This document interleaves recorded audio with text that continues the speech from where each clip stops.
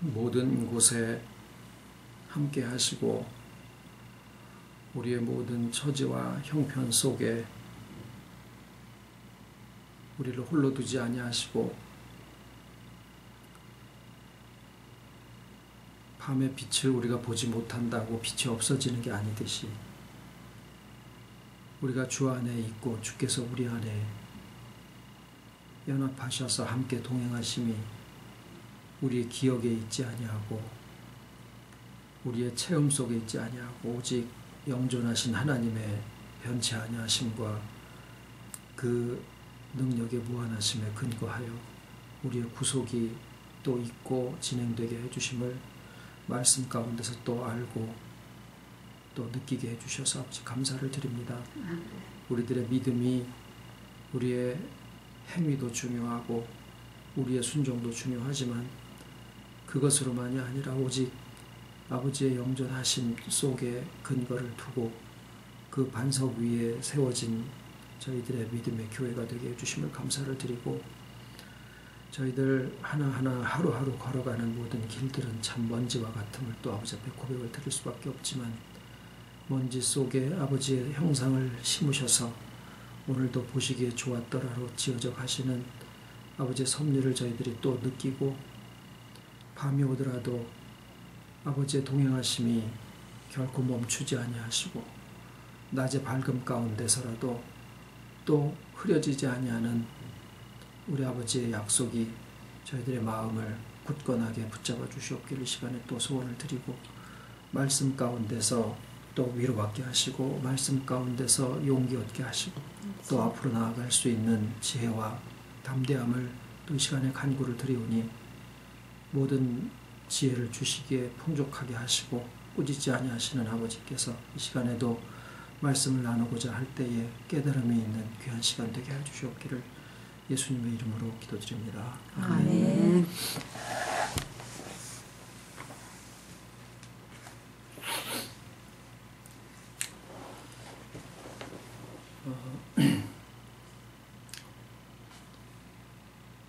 예수님의 재림에 관계된 말씀을 지난주에 같이 나눴습니다. 근데 이제 우리가 매주 나누는 말씀이 주와 연합한다라는 말씀을 나누고 오고 있는데 이것은 결코 주께서 오시지 않으면 주와의 연합이 이루어질 수가 없죠. 또 우리의 구원도 주님은 따로 계시고 주님이 해놓으신 공로를 우리가 받아서 나는 여기 있고 주님은 저기 있는데 그 공로로 인해서 구원을 받는 게 아니고 친히 오셔서 우리와 하나 돼 주심으로써만이 우리의 구원이 이루어진다라고 하는 사실을 우리가 이제 이해를 하게 됐고 그러면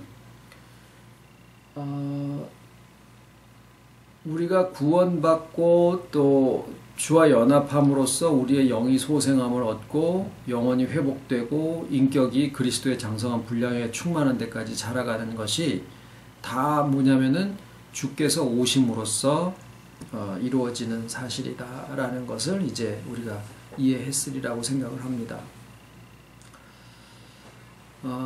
제자들이 주님이 구름 사이로 이렇게 올라가셨다라고 되어 있으니까 하늘을 쳐다보는 것이 당연하고 또 너희가 가신 그대로 본 그대로 다시 오리라 라고 하시면은 우리도 당연히 하늘을 쳐다보고 있어야지 마땅한 것인데 옆에 서 있던 두 흰옷 입은 사람들이 제자들한테 히브리 사람들아 어찌하여 하늘을 쳐다보냐, 그거는 하늘을 쳐다보는 그 행동이 타당하지 않다라는 얘기예요. 그 안에 담겨져 있는 내용을 우리가 조금 더 확대해서 생각을 해보면 예수님의 다시 오심이라는 그 표현이 어떤 공간의 이동을 이야기하는 게 아니다라는 내용이 그 안에 담겨져 있고, 그래서 이제 어린아이들도 예수님이 외계인이 아니고 손오공이 아닐진대는 어디 무슨 뭐 공중에서 우주복도 안 입고 이렇게 슉 내려온다라고 하는 사실이 우주 왕복선이 막 우주 공간에 들락날락하고 이러는 시대를 살다 보니까 그게 굉장히 허무맹랑한 이야기로 들려진다라고 하는 사실을 목사님들이 알고 요즘에는 어떤 차원의 틈을 타고 예수님이 거기에 그 어떤 무슨 그 틈 속에서 이렇게 나오신다라는 그런 어떤 새로운 이론을 또 이야기하는 사람들도 있습니다만은 여전히 무슨 산소 마스크도 없이 어디에서 슉 내려오신다라고 생각하는 것이나 아니면 무슨 천문학적인 무슨 차원이 열려서 거기서 이렇게 슉 예수님이 튀어나오신다라고 하는 거나 다 무슨 생각을 가지고 있냐면 이게 예수님의 다시 오심이 어떤 공간의 이동이다라는 생각들을 가지고 있더라라는 거예요. 그래서 예수님이 다시 오심에 대해서 분명히 사도행전 1장 11절에 하늘로 올라가셨고 또 그 본 그대로 다시 오신다라고 하면 하늘을 쳐다봐야 마땅한 일인데도 불구하고 우리도 마찬가지죠. 우리도 애들 학교 갔다가 오다가도 서쪽 하늘에 노을이라도 뻘겋게 치면은 혹시나 저 구름 타고 예수님 오시나 이렇게 하고 있어야 그게 잘 믿는 신앙이다라고 생각을 해야 되는데 분명히 성경에는 히브리 사람들아 어찌하여 너희가 하늘을 쳐다보고 있냐 그게 마땅치 않다 이런 얘기를 하고 계시더라라는 거예요. 그러면 우리가 예수님의 다시 오심에 대해서 공간의 이동이 아니다라고 하면 이것을 어떻게 우리가 받아들이는 것이 성경적이고 복음적이냐라는 이야기죠.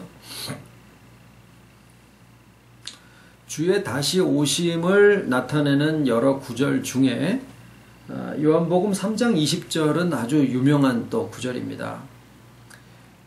볼지어다 내가 문 밖에 서서 두드리노니 누구든지 내 음성을 듣고 문을 열면 내가 그에게로 들어가 그로 더불어 먹고 그는 나로 더불어 먹으리라. 요한계시록 3장 20절이죠. 주님의 다시 오심은 여기에서는요. 요한계시록 3장 20절에서는 주님의 다시 오심은 문을 두드리심으로 알게 되고 그 음성을 들음으로써 확인이 됩니다. 그럼 무슨 문이냐? 아파트 문이냐? 아니면 뭐 시대의 문이냐? 세상의 어떤 사건으로 이루어지는 어떤 경종이냐?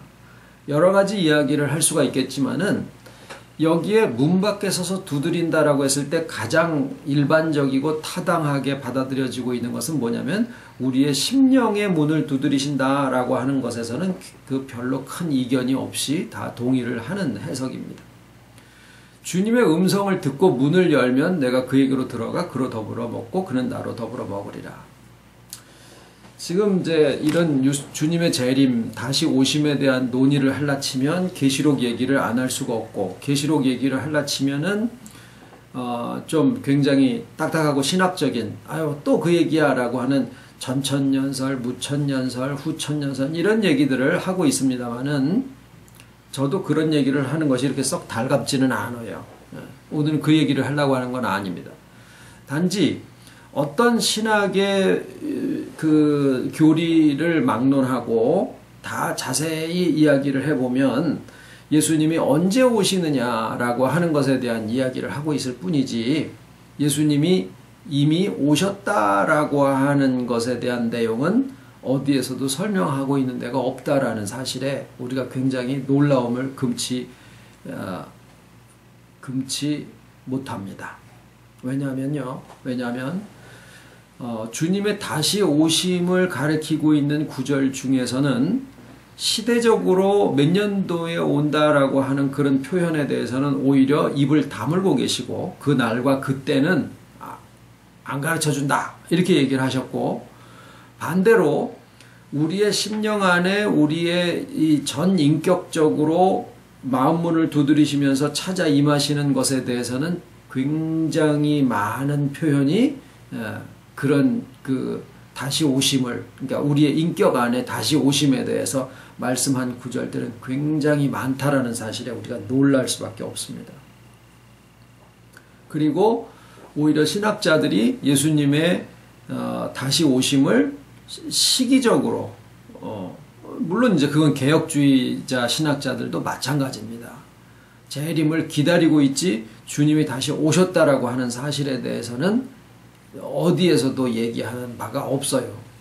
그런데 주께서 다시 오신다라고 하는 그 사실이 성경의 구절들이 우리의 전 인격에 걸쳐서 이루어지는 연합이다라고 하는 것을 나타내는 아주 중요한 표현이 성경에 나타나고 있어요. 그게 뭐냐면 주 안에라는 표현이에요.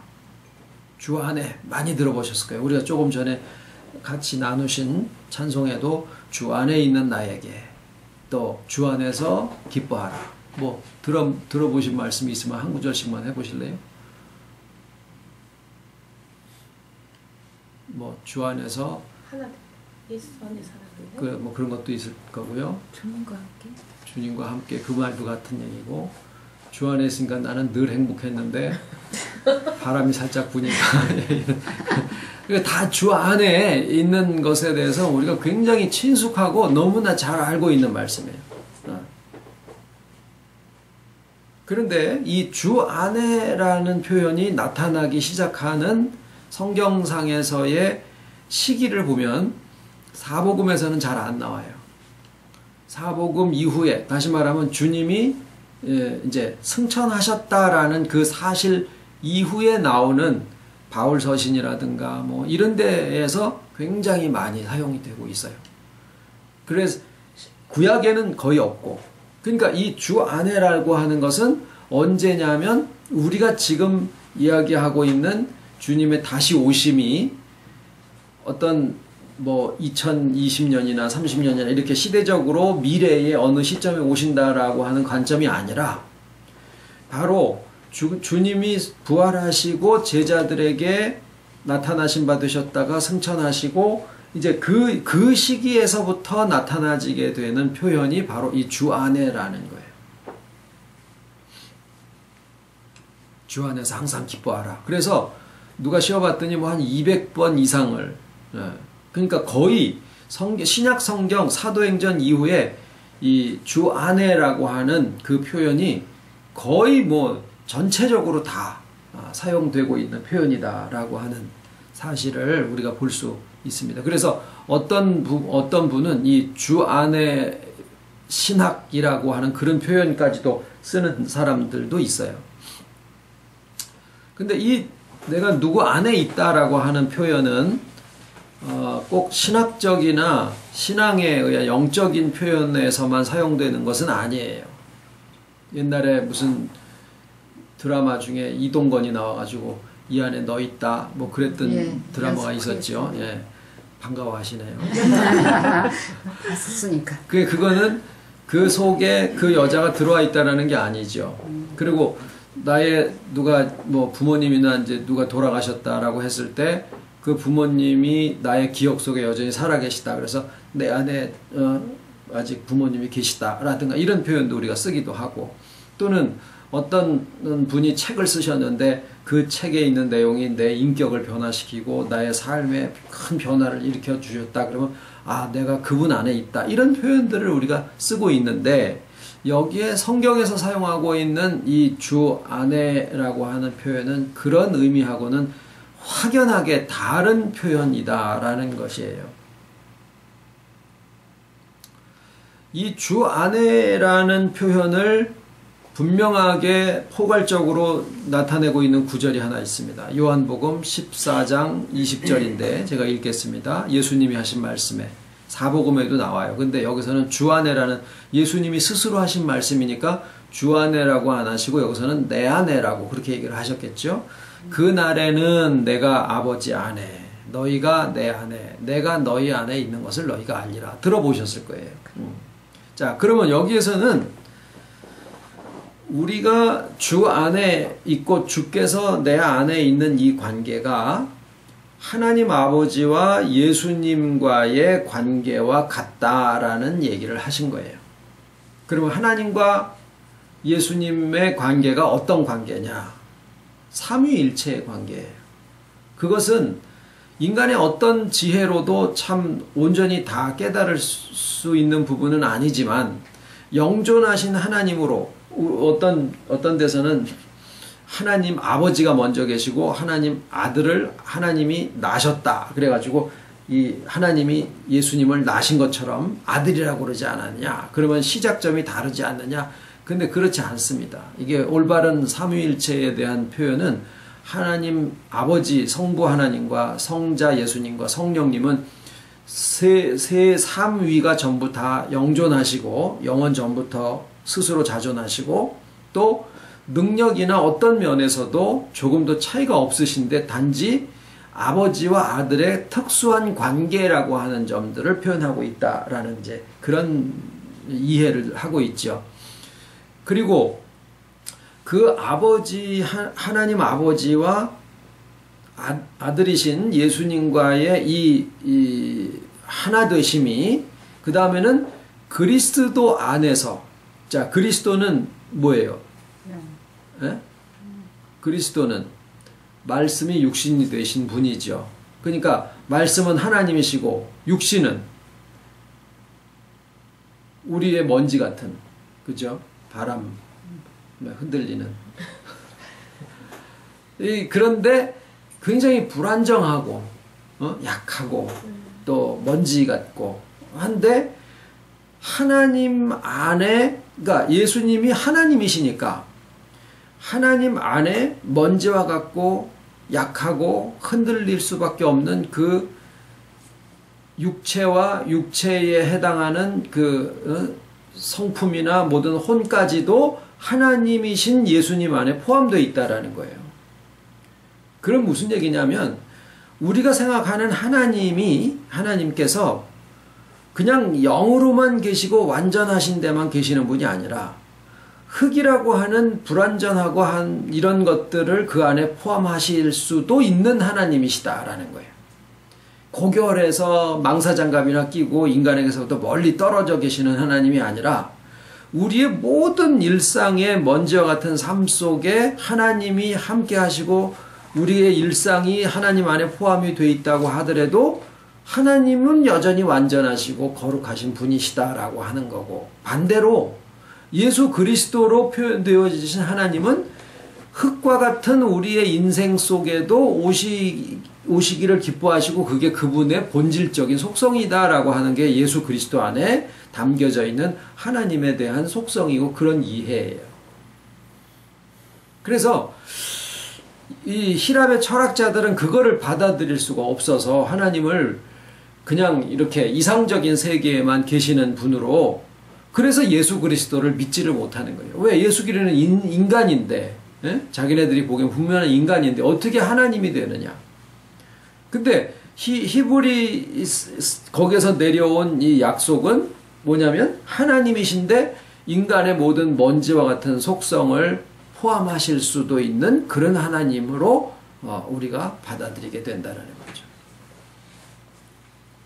그런데 이제 우리에게 복음은 뭐냐면 그 예수 그리스도의 하나님과 사람의 하나 되심이 이제 우리의 인격 안으로 예수 그리스도의 부활하신 후에 우리의 인격 안으로 그분이 오셔서 연합하셨다라는 거예요. 그러니까 아무것도 없는 창조 이전의 삼위일체로 계셨을 때의 그 하나 되심이 사람으로 오신 예수 그리스도 안에서 육체와 연약과 먼지와 같음까지도 하나님 안에 포함하시는 세계가 우리 눈에 보여졌더니 부활하신 다음에는 이제 그 모든 예수 그리스도이신 하나님의 속성이 우리의 매일매일에 살아가는 찌그럽거리고 흔들거리고 하는 우리의 일상의 삶과 나의 먼지와 같음 속에도 그분이 오셔서 연합하셨는데 그 본질이 하나님 삼위일체의 본질이나 예수 그리스도의 신성과 인성으로 연합되어 있는 본질이나 우리 안에 오셔서 하나 되어 계신 그 본질이 똑같다라고 말씀을 하고 계시는 거예요. 그러니까 이게 언제 되어지는 일이냐 하면은 2020년이나 3000년대에 되어지는 일이 아니라 이게 뭐예요? 주 안에 있는 것은 오늘이라고 하는 일컫는 날 안에 지금 우리가 느끼고 우리가 경험하고 그 안에서 회복되어지고 그 안에서 믿음이 성장하여서 인격이 그리스도의 장성한 분량에 충만한 데까지 정말 자라가는 이 모든 과정이 다 그 안에 있다라는 거예요. 그런데 그 모든 것이 어디에서 되어지느냐? 주께서 부활하신 다음에 그 부활하신 주님이 다들 어떻게 했어요? 생각이 승천하셔서 하나님 우편에 가셨다라고 하는 이 사실을 전부 다 액면 그대로의 문자적으로 이렇게 받아들이다 보니까 그 승천하셔서 가신 그 장면을 계속 생각을 하는 거예요. 뭐예요? 공간 이동으로 생각을 하는 거예요. 아, 이렇게 올라가셨을까? 이렇게 내려오시는구나 라는 생각에 아주 젖어 있으니까. 그러니까 다시 오심은 분명한데 히브리 사람들아 어찌하여 너희가 하늘을 쳐다보고 있냐. 공간 이동이 아니다라는 얘기를 하신 거예요. 그럼 뭐냐? 거기에서 한 가지 우리가 탁 깨달을 것은 그때 우리가 승천하셨다라고 하는 그 내용이, 승천하셨다라는 그 내용이 하나님 우편에 가셨다라고 표현이 되어 있거든요. 그러면 하나님 우편이 공간 어디에 계시는 거냐라는 거죠. 아니라는 거죠. 하나님이 계시고 또 우리가 있는 곳과 하나님이 계시는 곳이 이만큼 뭐 한 3,000km 떨어져서 이렇게 뭐 슉 날아가야 되는 것도 아니고 또 하나님이 계시면 하나님 우편이 따로 계시는 것도 아니다라는 거죠. 그러면 예수님이 승천하셔서 하나님 우편에 가 계신다라고 하는 이 표현은 무슨 얘기냐면 영적인 표현으로 우리가 받아들이기에 충분하다라는 거예요. 그래서 데살로니가 전서에 있는 그 랩처라고 되어 있는 이게 들림, 탁 채 올라간다 이런 식으로 되어 있는데 원래 그 뜻을 헬라어에서 처음 원래 사용할 때는 이렇게 탁 사람들을 이렇게 끌어올린다라는 표현이 아니라 재물을 들어서 하나님한테 바친다라고 하는, 그러니까 꼭 이렇게 들어서가 아니라 내가 이렇게 하고서도 하나님 나의 중심을 바쳐 올리오니 이렇게 할 수도 있는 거거든요. 그러니까 몸의 동작이나 공간 이동이나 이런 어떤 표현이 아닌데 그 들린다라고 하는 그 표현을 공간 이동적인 용어로다가 표현을 한 것이 이게 들림이나 휴거의 개념으로 돼버린 거예요. 거기밖에 그런 표현이 나오는 게 없어요. 재물을 바치는데도 이렇게 들어서 재물을 바치는 경우도 있지만은 그렇지 않은 경우에도 제사를 드린다라고 하는 그 속에 올라라고 하는 히브리 말이 이렇게 들려 올린다라는 그런 내용이 그 안에 담겨져 있어요. 그래서 하나님 앞으로 들려 올리셨다라고 하는 이 개념이 공간의 개념이 아니라고 하면은 뭐냐? 이제 예수님이 모든 사역을 다 마치셨어요.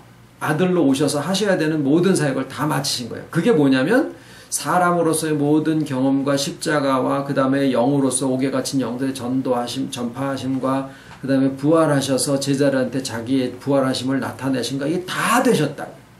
그 다음에 들려 올리셔서 하나님 보좌 우편에 앉으셨다라고 하면은 그게 바로 뭐냐면 하나님의 모든 전권이 이제 예수 그리스도의 사역으로 위임되셨다라는 얘기를 그렇게 표현을 한 거예요.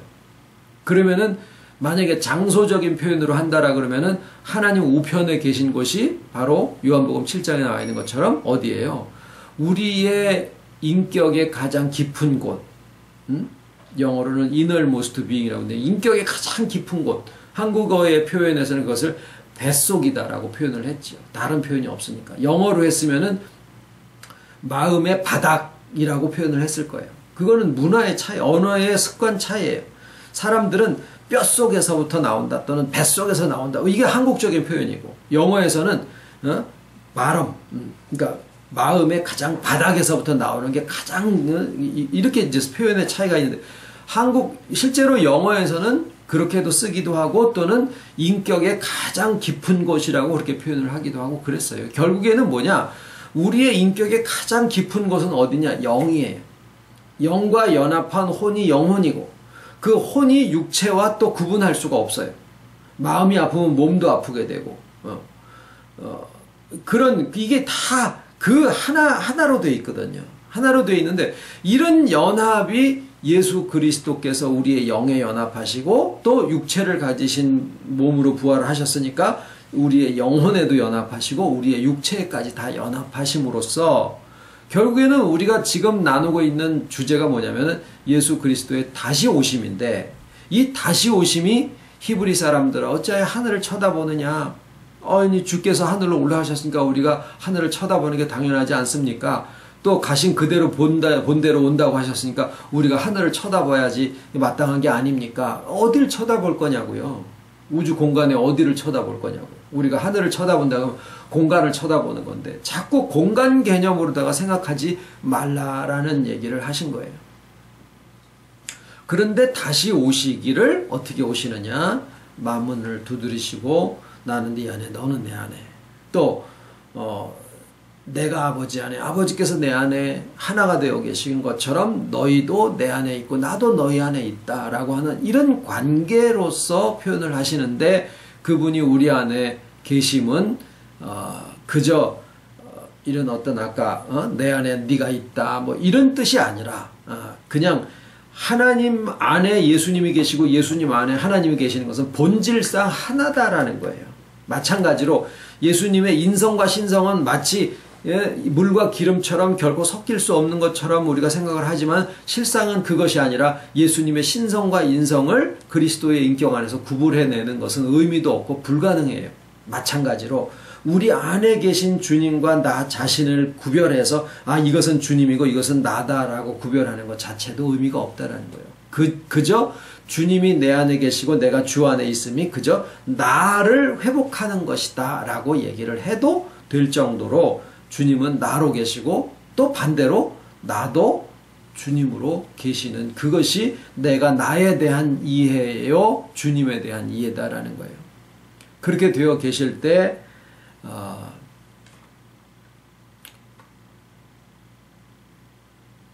이것을 또 이제 말씀에서는 그러니까 뭐라고 그러셨냐면은 이것을 전인격적으로 연합을 하셨다. 그리고 그것을 주님이 다시 오심이다. 다시 오셨기 때문에 신약의 성경에 그렇게 막 몇백 번에 해당하는 그런 주 안에라고 하는 표현을 써서 복음들을 설명을 하고 있는 거예요. 아주 주 안에서 무난하노라, 주 안에서 기뻐하라, 주 안에서 담대하라, 내가 주 안에서 모든 비결을 배웠느니, 또 어떤 환난이나 기근이나 위험이나 적신이나 칼이 그리스도 예수의 사랑 안에서 우리를 끊을 자가 끊을 것이 없느냐, 다 뭐냐면 주 안에 있다라는 얘기. 그래서 이렇게 하나 되는 다시 오심을 성경에 그렇게 외치고 하면서 설명을 해 놓으셨는데, 그 중에 또 한 가지가 뭐냐면 예수님이 이것을 성찬의 의미와 연관시켜서 설명을 하고 계시는 거예요. 내 살을 먹고 내 피를 마시는 자는 내 안에 거하고 나도 그 안에 거하나니. 요한복음 6장 56절 똑같은 얘기예요. 그러면 나는 내 안에 거하고 나도 그 안에 거한다. 이게 무슨 말일까요? 기억하고 있다 이 뜻이 아니잖아요. 내 살을 먹고 내 피를 마신다라는 것은 예수님의 살을, 우리가 조금 전에 뭘 먹었어요? 식사법. 매생이 만두 떡국을 먹었단 말입니다. 그러면은 거기에 뭐가 들어가냐면 매생이 풀이 들어갔고 어디 무슨 쌀 같은 게 들어갔고 만두 속에는 돼지고기 같은 것도 들어갔을 테고, 그러면 그런 돼지고기나 매생이 풀이나 쌀이나 이런 것들이 다 갈아지고 이게 익혀지고 해가지고 그게 내 뱃속에 들어가지고 뭐가 돼요? 영양분이 돼서 내 몸뚱아리가 되기도 하고, 또는 기력을 얻어서 그것으로 활동도 하고, 또 대변으로 나가는 것도 있고.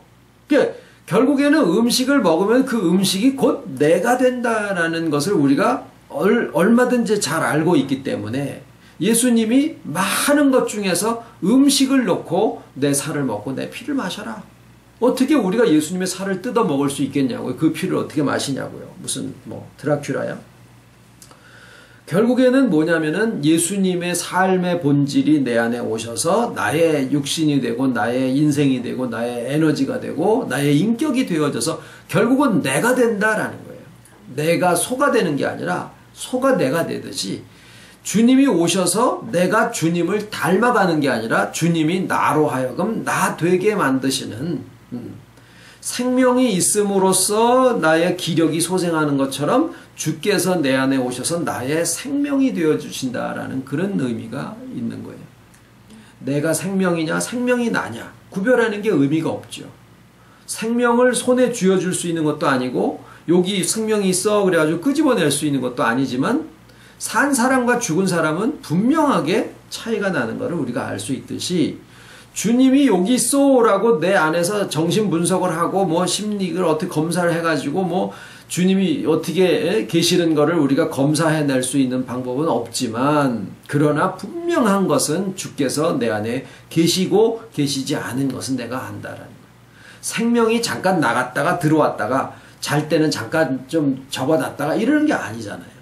생명으로 났으면은 그냥 생명으로 나듯이 우리가 주께서 다시 오심으로써 연합했다라는 것을 우리가 새 생명이다, 거듭남이다, 다시 산다, 뭐예요? 새 생명으로 살아났다라는 거니까 한번 살아나면 살아난 거예요.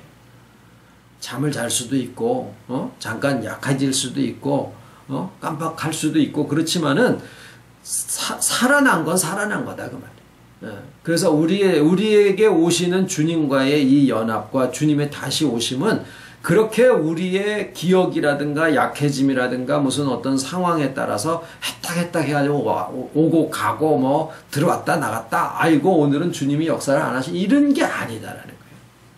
그래서 늘 우리가 주 안에 있고 주께서 내 안에 계시는 이 부분이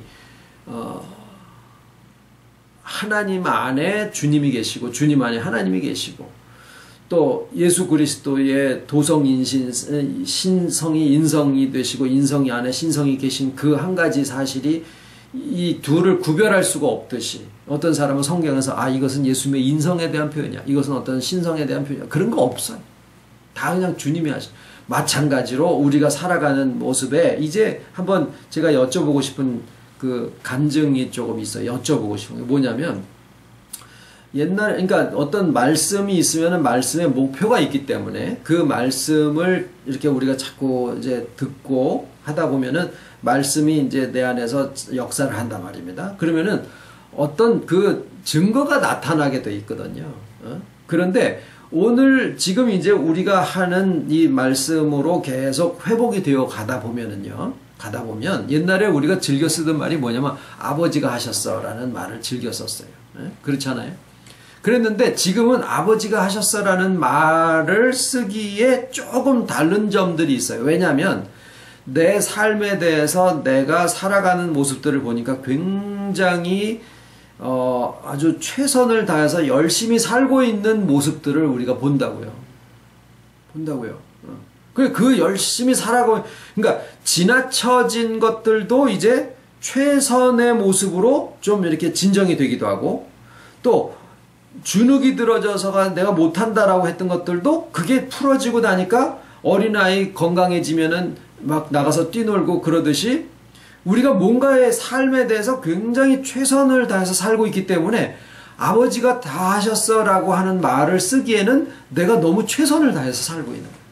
그런데 가만히 보니까 내가 열심히 산 것만 가지고서는 나의 삶이 이렇게 척척척척척척 이렇게 뭔가가 성과가 있고 뭐 횡재를 한 것처럼 이런 건 아니래도 뭔가가 이렇게 좀 질서가 있고 뭐 이렇게 되어져 가는 게 내가 열심히 한 것만 가지고는 되는 게 아니다라는 것들도 같이 나오게 된다. 거기에서 우리가 무슨 간증을 하게 되냐면 나의 삶에 최선을 다하는데 그 최선을 다해서 사는 충실한 모습에 하나님께서도 함께 충만하게 역사를 하시더라라고 하는 것들을 누구의 삶을 봐도 다 그런 모습들이 보인다라는 거예요. 이것이 아멘으로 받아들여지는 것이 아마 당연한 얘기일 거예요.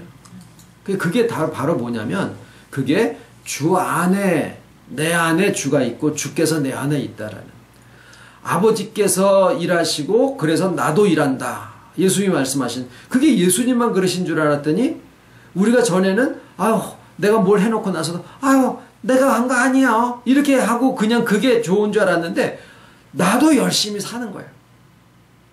나이랑 상관없이 이런 거는 전혀 나의 있는 처지와 형편 속에서 저도 요새 아주 사회복지사 애들 지역 아동센터에 가가지고 그냥 뭐 8시간을 그 실습을 하는데 아주 기를 뺏겨가지고 아주 집에 오면 그냥 막 녹초가 됩니다. 7살 난 애들이 여자애들이 둘이 있는데 다 집안이 엄마 없고 막 어디 뭐 이런 집안들이에요. 그러니까 애들이 막 정에 굶주려 가지고 처음에 인사도 안 했는데 와가지고 제 볼을 막 이렇게 하고 머리를 막 하고 막 머리를 이렇게 내려주더니 이게 제일 멋있어 그러고 그러더니 한껏 갖고 놀더니 저보고 할아버지래요. 하여튼 열심히 사는 느낌입니다. 뭐 거기에서 무슨 뭐 직분이 주어져서도 아니고 그리고 뭐 이 일이 선하냐 악하냐 뭐 귀하냐 천하냐 이런 거 생각도 안 하고 그냥 열심히 사라지더라라는 거예요. 그리고 아버지는 아버지께서 또 그 안에서 충만하게 또 역사를 하시고 그래서 모든 것은 다 아버지께서 주관하신다 아멘입니다마는 우리도 그 오늘이라고 하는 날 가운데 옛날에는 그런 얘기 제가 들은 지 얼마 안 됐어요. 아침에 눈 뜨니까 그냥 사는 거고 그런 얘기 하셨어요. 눈 뜨니까 사는 거고 저녁에 또 그냥 그런 삶이다 라고 하는 얘기를 들은 지가 우리 얼마 안 됐는데 지금은 그게 아닌 거예요. 그래요. 우리의 오늘이라는 하루가 진짜 영존하신 하나님 안에 근거한 하루다라고 하는 거를 우리가 이제는 조금은 알고 살고 있더라라는 느낌이에요. 그래서 나의 느낌이 뭐 이런 것이 자꾸 정말 나의 하루 내일의 불안이나 어저께나 과거에 끌고 내려오는 이것에 의한 짜증이 아니라 나의 이 하루가 영존하신 하나님의 영생 속에 있는 하루다라고 하는 것을 우리가 알면서 살아가는 그래서 주 안에 내 안에 이런 표현들이 신약에 그렇게 많이 사용되고 있고 그 말씀은 뭐냐면은 주님께서 우리 안에 이미 다시 오셨다라고 하는 것이다 라는 얘기를 드립니다. 주님 가르치신 기도로 예배 마치겠습니다.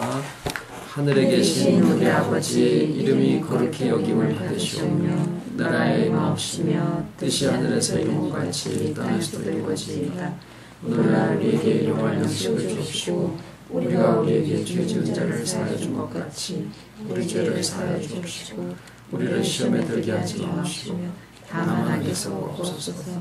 나라와 권세와 영광이 아버지께 영원히 있사옵나이다. 아멘.